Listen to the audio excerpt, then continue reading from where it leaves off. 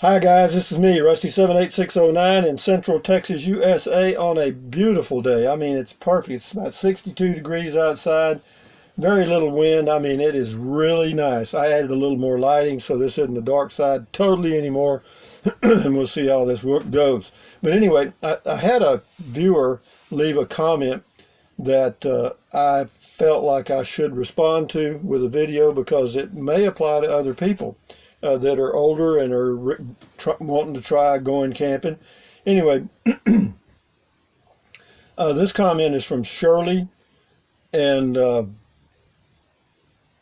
anyway, it says from Burnett. It says, I am an 80-year-old widow who wants to travel and camp. Good for you, babe. I hope I'm still going at 80. I really do. It says trying to keep health going. Going to Y, she's going to the Y 3 mornings per week and still mow my yard. Camping preference would be casita. However, my Toyota RAV4 will not pull a casita. I don't want to buy another car, so am considering RAV4 camping. Can you please give me ideas on essentials needed, especially mattress? At one time you mentioned crib mattress, another time you mentioned tri-fold mattress. Which do you prefer? Also would like comments on safety issues. I have a Lady Smith, but no carry license. Is Texas carry license good in other states? Enjoy your videos, very relaxing. I like to listen to them while doing knitting. Thank you. Thank you, Gene from Burnett. Anyway,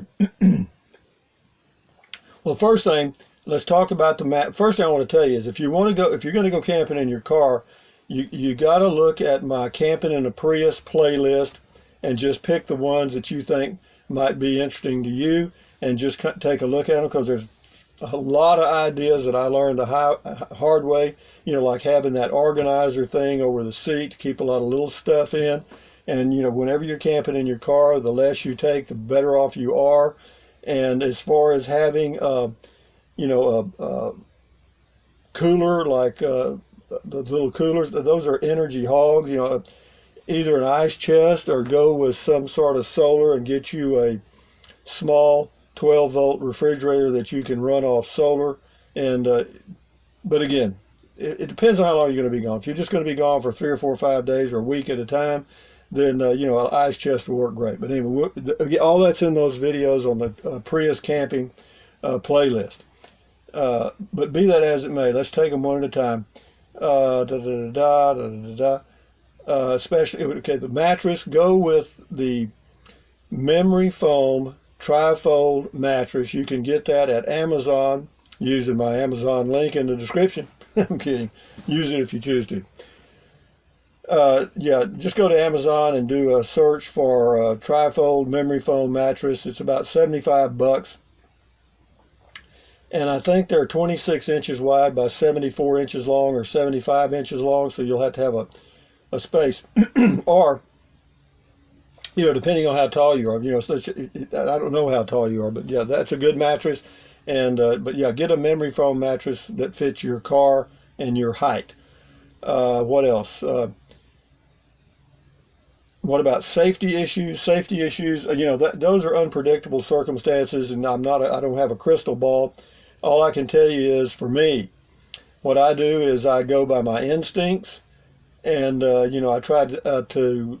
When you're on the road, you just have to be careful, because whenever you come into another state, obviously your license plates are going to give you away that you're out of state and you could be possibly traveling when you pull in to get food or whatever, something to eat, whatever. So, just be very careful. Look around, look around your car, be sure there's nobody standing on the other side waiting for you and stuff like that. Don't be paranoid, or else you won't enjoy your trip at all. But again, just be a little cautious and use your instincts, and female instincts are probably better than a man's.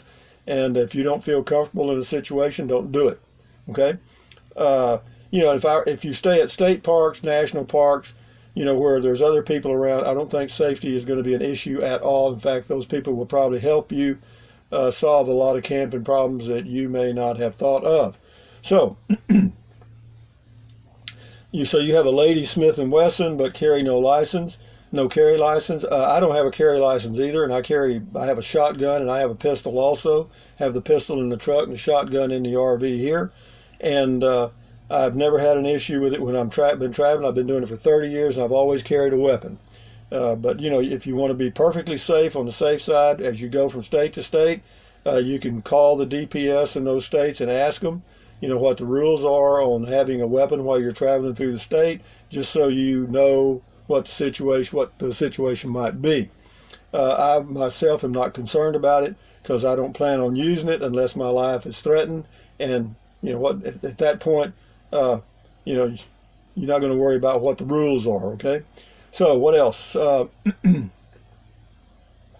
As to other items that you might want to be aware of, again, for you, if I were you, I would stick pretty much totally to state parks, national parks, Bureau of Land Management places that are improved, that have, restrooms and showers and stuff, because it's not going to cost you that much. And what you're saving in fuel cost, you could do that and still not break your bank, okay? And what else? Let me think. As far as destinations, that's totally up to you. East, west, north, south, doesn't matter. All those safety issues are going to be the same. The larger the community that you go into, the more safety issues you may run into. Now, of course, it can happen in a very small community too, but again, the odds are that the larger the number of the population, the more chances are that there's a larger number of bad guys, okay? So, in a small town, they just don't have enough people. But as far as doing the RAV4, I think you'd be, again, it's your health. It says trying to keep health going, okay? I understand that. And because I'm doing the same thing. A lot of people at my age, and I'm 72, but, again, I would recommend, while you're here in Texas, go to Inks Lake State Park, and camp there a night or two. You can go, I imagine, to their tent camping area and just sleep in your car, okay, and try it and see what you think, because you don't want to drive 1,000 miles and find out you hate it. Or it ain't going to work for you. And, as far as food issues and pooping issues and all that stuff, you don't boondock. I would not recommend that for you at all, okay? That's out. Just, hang with state parks, national parks, and for you might even consider making reservations so that they have a spot when you get there, and try to find the places that have showers, because that way you don't have to worry about that issue at all. You don't have to worry about the restroom issue at all, and so you take those things out of the equation. And as far as cooking, if you want to prepare food in the car, then there's several things you can do. There's things you can plug into your cigarette lighter, but you got to be careful with that, because if you plug certain things into your cigarette lighter and you overload it, you're going to blow a fuse, okay? And you don't want to do that. So you have to know how many amps those things draw. But what I did when I was traveling in my Prius, I never cooked in the car, never. What I would do is I would go to delis and grocery stores along the way, and before I left, I would go to HEB here in Texas and pick up some sandwiches and chips and basic stuff, maybe some canned goods that you can put out in the sun in the summertime that'll heat it up all right, or else you can put it, actually what you can do, you can get you a little bowl and put you some canned stuff in that little bowl and set it on some aluminum foil, and it makes like a sun oven. And this is in the warmer times of the year though. Now in the wintertime that's totally different.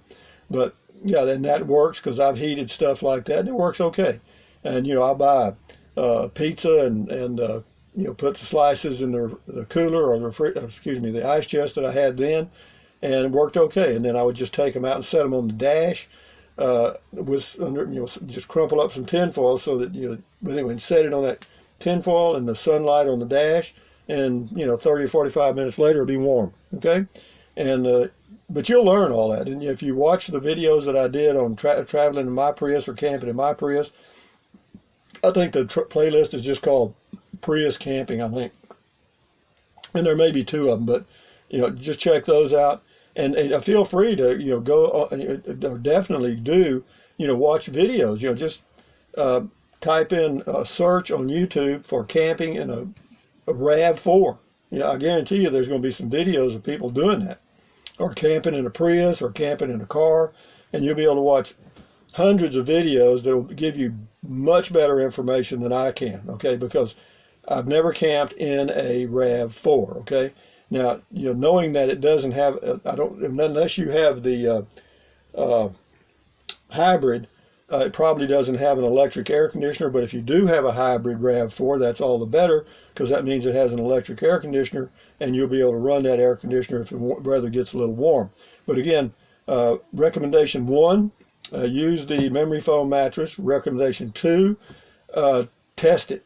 Go to some of these local state parks and try it for a night or two and see what you think, because once you're out on the road, well, you can always change your mind. If you're like me, you just say to hell with it and go back home. But you don't want to do that. You want to find out up front, if you're going to enjoy it. So that's 2 recommendations there. Test it, and the memory foam mattress, that's 2. And watch, the playlist videos of mine. And then number 4 would be watch videos about RAV4 camping. I'm sure there's somebody that's done it. And but anyway, having said that, I wish you good luck, and I'm glad that, it makes me feel good that you feel good enough to even want to do it. All right, that's a big step right there. And for other people, the whole thing that's the whole key about being having good health, or reasonably good health, is that you feel like doing those things and you want to do them, and that's just wonderful, and again, how far you go or how long you go, it is all going to depend on how you feel. So anyway, thank you for your comment, because it led to this video, which I'm always looking for good ideas, and I feel like this may help some other people and that are a little older, that are thinking, well, I don't know if I can do that or not. Check it out. And these recommendations apply to anything. So anyway, thumbs up, carpe diem, adios, bye-bye, bye, USA made when you can. Drink plenty of water. 3 or 4 quarts a day will not hurt you. It's good for you, help you avoid gout, kidney stones, and it will help you lose weight, because you'll feel full, right? Then take deep breaths in through your nose, hold it for a second or 2, and then breathe out through your mouth. Why? Because that relieves stress, and relieving stress does what? Lowers your blood pressure. Lowering your blood pressure is good for you. It takes pressure off your heart. Again, I've mentioned this in a number of videos. I mention it again because it's important. The #1 killer of human beings worldwide is heart disease. If you don't believe me, check it out. And what else? Stretch, walk, and you're apparently going to the Y 3 times a week, or whatever it is, 3 mornings per week. Still push your mower to mow your yard. And so, you're keeping active, and that's why you feel like doing these things. So anyway, all I can say is good luck to you, and thank you for posting that comment. Enjoy your life and be careful. But yeah, go by your instincts. You're good to go. Adios. Bye-bye.